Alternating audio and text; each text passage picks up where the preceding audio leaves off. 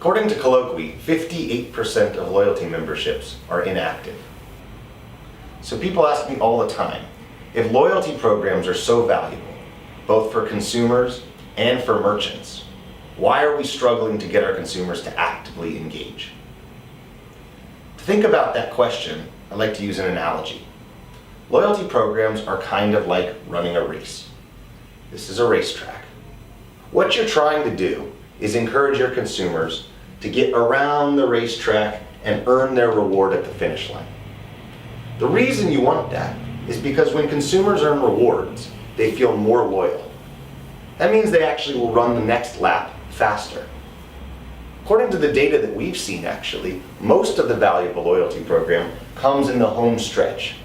Just as an Olympic athlete accelerates as they see the finish line, so does a member of your loyalty program.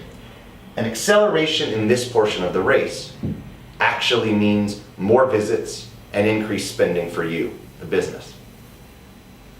The challenge is that most loyalty programs erect hurdles all the way around the racetrack. And a hurdle represents something that a consumer can trip on. Forget your plastic card, in a hurry and don't want to type your phone number into the point of sale, checking in on your phone. Each of these results in friction, just like a race with tens or hundreds of hurdles all the way around it. So to get engagement from your consumers, the easiest way to make this number go down is to take away the hurdles. If you make it smooth sailing around the track, your consumers can engage and more will make it to the finish line.